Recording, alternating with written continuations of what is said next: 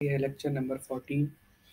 आज के लेक्चर में हम बात करेंगे ट्रिवियल सॉल्यूशन और नॉन ट्रिवियल सॉल्यूशन के बारे में। इससे पहले मैं आपको बता देता हूँ कि हमने दो तरीके के सिस्टम पढ़े हैं। एक है हमारा नॉन होमोजीनियस और दूसरा है हमारा होमोजीनियस।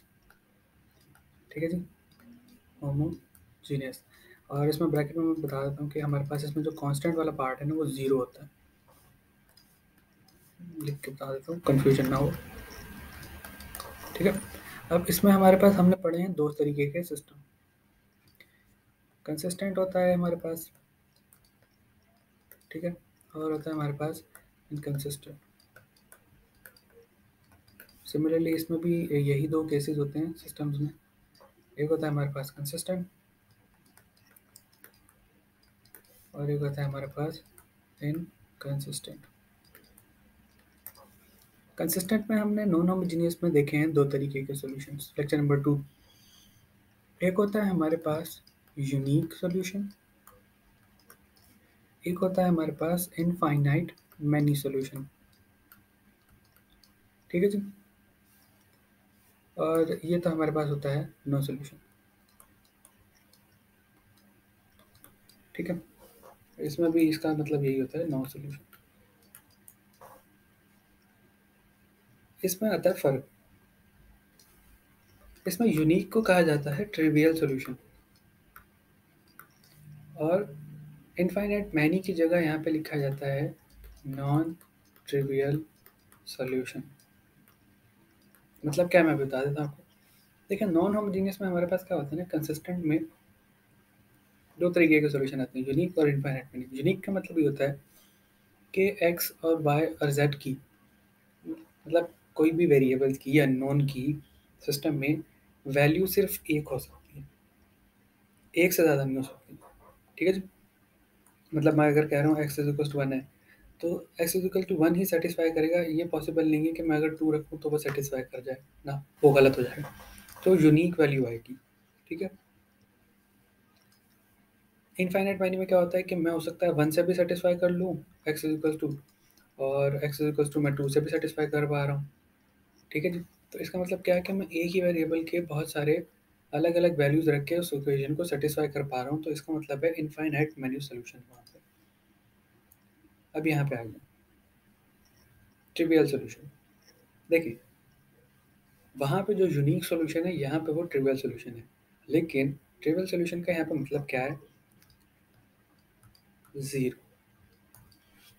यानी कि एक होमोजेनियस सिस्टम में ट्रिवियल सॉल्यूशन हम उस केस में कहते हैं जब हमारे पास वेरिएबल्स का आंसर सिर्फ और सिर्फ एक है। दैट इज़ कि मैं, लेट्स से अगर 3 वेरिएबल है एक्स, वाई और जेड, तो उनकी जो वैल्यूज़ है ना, वो हमेशा ज़ीरो ही होंगी। यानी कि ट्रिवियल सॉल्यूशन में सिर्फ और सिर्फ ज़ीरो ज़ीरो पुट करने से ही आंसर इक्वेशन सेटिस्फाई होगी। बात आ रही है समझ में? ट्रिवियल सॉल्यूशन में सिर्फ ज़ीरो ज़ीरो ज़ीरो ही आंसर होता है हमारे पास अननोन्स का। ठीक है जी, लेकिन नॉन ट्रिवियल में क्या उसका मतलब होता है? नॉन ट्रिवियल में इसका मतलब होता है कि ज़ीरो तो है, एक सॉल्यूशन ज़ीरो तो है, लेकिन अदर देन ज़ीरो भी पॉसिबल है। ठीक है, यानी कि अगर मैं एक्स की वैल्यू सिर्फ ज़ीरो नहीं, लेट्स से अगर मैं 1 भी रख रहा हूँ और 1 भी अगर सेटिस्फाई कर पा रही है सिस्टम को, होमोजीनियस सिस्टम को, तो इसका मतलब ये है कि वहाँ पे नॉन ट्रिवियल सॉल्यूशन है। ठीक है जी, वो भी अभी हम जब एग्जांपल करेंगे ना, तो मैं उसमें समझाऊंगा। अच्छा, अब होमोजेनियस पे वापस आ जाएं कि ट्रिवियल सॉल्यूशन और नॉन ट्रिवियल सॉल्यूशन में पहचान कैसे करेंगे, सिस्टम सॉल्व कैसे करेंगे। तो देखें, इसको दो तरीक़ों से किया जाता है। जिस तरीके से हम लोग, वैसे बेसिकली दो तरीके तो कहना गलत होगा। इसको हम रैंक मेथड से करते हैं। इसको हम रैंक मेथड से करते हैं। क्या मतलब? उसमें हमने देखा था कि एक हमारे पास होता है डिटर्मिनेंट मेथड। ठीक है, तो देखें, जब भी आपके पास कोई सिस्टम दिया जाए और अगर आप उसको डिटर्मिनेंट फाइंड आउट करें और वो अगर आपके पास ज़ीरो आ जाए, तो ये इस बात की अलामत है कि सिस्टम के जो सोल्यूशन है वो नॉन ट्रिवियल है। यानी ज़ीरो के अलावा there is some solution existing. और अगर सिस्टम का डिटर्मिनेंट ज़ीरो नहीं आता, तो इसका मतलब है ट्रिवियल सोल्यूशन है, यानी कि ज़ीरो, अननोन्स की वैल्यू ज़ीरो होगी। ठीक है, लेकिन एक दूसरा मेथड भी होता है जो कि मैंने आपको बताया था इक्लोन फॉर्म से, ईएफ मेथड। इसमें हम क्या देखते हैं, इसमें देखते हैं रैंक। अगर रैंक ऑफ ए बराबर हो rank of A augmented matrix की और बराबर हो नंबर ऑफ अननोन के, ठीक है, नंबर ऑफ अननोन के, तो ये होगा हमारे पास ट्रिवियल सोल्यूशन, यानी कि सिर्फ ज़ीरो। और अगर रैंक ऑफ ए हमारे पास बराबर हो रैंक ऑफ ऑगमेंटेड मैट्रिक्स की बट लेस देन हो नंबर ऑफ अननोन के, तो वहाँ पे हमारे पास होता है नॉन ट्रिवियल सोल्यूशन, यानी ज़ीरो तो है, ज़ीरो के अलावा भी है। ठीक है जी, तो ये छोटी छोटी बातें थी, इनको बस जहन में रखना है। अब आ जाए सवाल के ऊपर। कह रहे हैं डिटरमाइन वैल्यू ऑफ के for which the system of linear equation has trivial solution, non trivial solution. तो देखें हमारी अप्रोच क्या होगी। मैं पहले इसको सॉल्व करूंगा फॉर नॉन ट्रिवियल सॉल्यूशन। ठीक है जी, मैं यहाँ पे लिख रहा हूँ for non trivial solution we know K determinant of any matrix a system should be equals to zero. ठीक है जी, ये मैंने ऊपर लिखा है यहाँ पे कि डिटर्मिनेंट अगर ज़ीरो होगा तो वो नॉन ट्रिवियल सोल्यूशन होंगे, यानी ज़ीरो के अलावा भी पॉसिबल है। तो अब इसका डिटर्मिनेंट कैसे लेंगे, बहुत सिंपल है। One one and three, four three की, टू वन एंड टू, ये बराबर होने चाहिए zero for non trivial solution. Solve करें क्या बनेगा, तो देखें पहली रो का पहले element, first row first column ignored, three into two is six, one into k is minus k, minus का sign, second element which is one, first row second column ignored, four into two is eight, minus two into k is to के, then plus third element of the first row, three, first row and third column will be ignored, the remaining terms will be four into one is four, minus two into three is six, is equals to, ठीक है जी। ये इसका determinant की value solve करके निकलेगी, तो ये बन जाएगा six minus k minus eight plus two k plus twelve minus eighteen is equal to zero. और जब इसको सॉल्व करेंगे तो ये बनेगा k minus eight is equal to zero.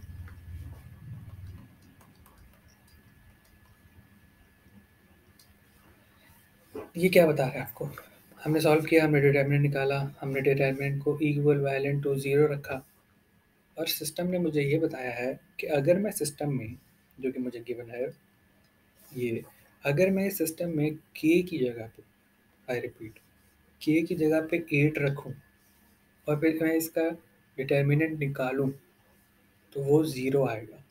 इसका मतलब ये, for k is equals to eight the system will produce non trivial solutions. तो रिजल्ट क्या निकला, for k equals eight system has non trivial solution. Similarly अगर k is equals to eight रखने से determinant zero हो रहा है, तो एट के अलावा कोई भी वैल्यू रख दें आप इस सिस्टम के अंदर, डिटर्मिनेंट कभी भी ज़ीरो के इक्वल नहीं आएगा। एट के अलावा के की कोई भी वैल्यू रखी है, डिटर्मिनेंट सिस्टम का ज़ीरो नहीं आएगा। So for k other than eight,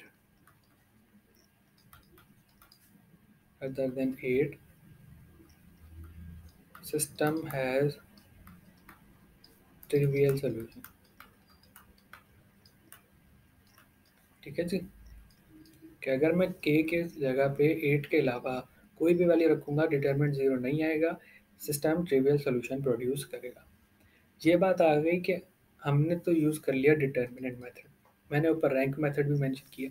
तो बेटा याद रखें आप हमेशा, मैं यहाँ पे लिख देता हूँ कि prefer this for 2x2 and 3x3 system. लेकिन ये जो मेथड है ना, ये इन दोनों के अलावा कहीं भी यूज़ कर सकते हैं, ठीक है। मतलब इसको हम 2x2 और 3x3 पे भी कर सकते हैं, लेकिन इनके अलावा भी जो जो भी सिस्टम हो हम उन पे इसको अप्लाई कर सकते हैं, क्लोन फॉर्म मेथड जो होता है। अब मैं इसके ऊपर अप्लाई आपको करके दिखा देता हूँ, ठीक है। मैं ये आंसर को अभी यहाँ पे रिमूव कर रहा हूँ ताकि मुझे थोड़ी स्पेस मिल जाए कि मैं आपको इसके पैरेलल ही सॉल्व करके दिखा दूँ, फिर आपको एंड में आंसर बता दूंगा दोनों में से, ठीक है जी।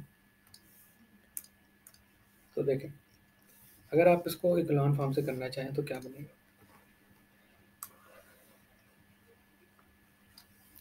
तो इक्लोन फॉर्म से इसका सिस्टम क्या बनेगा, 1 4 एंड 2, 1 3 एंड 1, 3 के और 2, और ये इसकी ऑगमेंटेड फॉर्म बन गई, ठीक है। सॉल्व करें।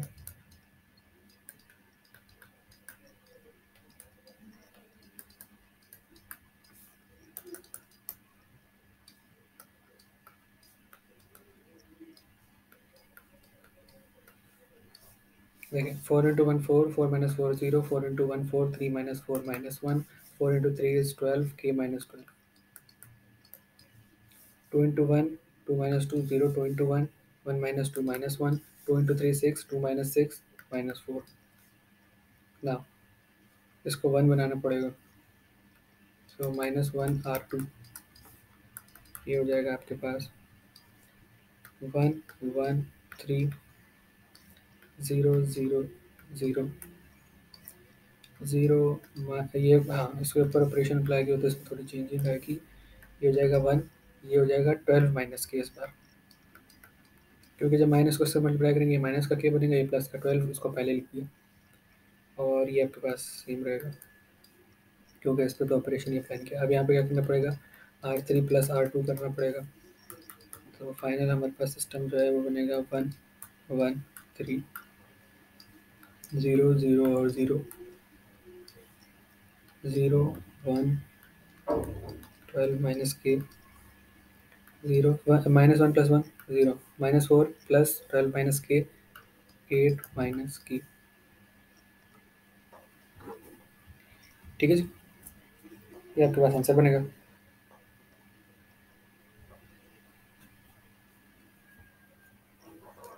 सॉरी, आंसर नहीं बनेगा, मतलब ये इक्लॉन फॉर्म आपके पास आ गया, इक्लॉन फॉर्म। अब आपको बता क्या रही है, तो जिन्होंने लेक्चर नंबर 13 देखा है ना, प्रीवियस लेक्चर, उनको ये बात पता है। तो देखिए मैं अभी यहाँ पे आपको रिवाइज भी करा देता हूँ। देखिए आपके पास ये पूरा जो मैट्रिक्स है ना, ये पूरा का पूरा ये होता है ऑगमेंटेड मैट्रिक्स, लेकिन इस लाइन से पहले वाला जो मैट्रिक्स है ना, ये आपका कोफिशिएंट मैट्रिक्स कहलाता है, जो कि मैंने यहाँ पे मेंशन की बात। ये जो ए है ना, ये कोफिशिएंट मैट्रिक्स होता है, ये पूरा होता है ऑगमेंटेड मैट्रिक्स, ठीक है जी। अब यहाँ पे आ जाए, तो अब देखें इस कोफिशिएंट मैट्रिक्स में अगर मैं के की वैल्यू 8 रख दूँ, अगर मैं इस के की वैल्यू 8 रख दूँ, तो ये पूरी रॉ 0 बन जाएगी। हाँ बिल्कुल बन जाएगी। तो इसका मतलब ये है कि कोफिशिएंट मैट्रिक्स में कितनी रॉज नॉन ज़ीरो होंगी, पहली वाली और दूसरी वाली, क्योंकि अगर मैं के की वैल्यू 8 पुट कर दूँ लगा, तो थर्ड रॉ पूरी ज़ीरो हो जाएगी, तो वो ज़ीरो रॉ कहलाएगी, नॉन ज़ीरो सिर्फ 2 रह जाएंगी पीछे, ठीक है जी। तो rank of A, if K is equals to 8, rank of A हो जाएगा 2, क्योंकि 2 नॉन ज़ीरो रोज होंगी। अच्छा इधर आए, पूरे सिस्टम में अगर मैं पूरे सिस्टम में भी के की वैल्यू 8 रख दूँ, तो लास्ट वाली रॉ पूरी की पूरी ज़ीरो हो जाएगी, नॉन ज़ीरो सिर्फ पहली और दूसरी रह जाएंगी, यानी कि ये बराबर होगा रैंक ऑफ ऑगमेंटेड मैट्रिक्स के भी। लेकिन हमारे पास अननोन कितने थे, एक्स वाई जेड, यानी 3, यानी कि लेस देन 3 है, ये हमारे पास लेस देन 3 अननोन्स, 3 अननोन है ना। तो इसका मतलब ये कि यहाँ पे मैंने देखा, यहाँ पे लिखा हुआ है कि अगर रैंक ऑफ ए बराबर हो रैंक ऑफ ऑगमेंटेड मैट्रिक्स लेकिन लेस देन अननोन हो, तो वो नॉन ट्रिवियल सॉल्यूशन प्रोड्यूस करेगा, ठीक है जी। तो इफ के is equals to 8, system has non trivial solution.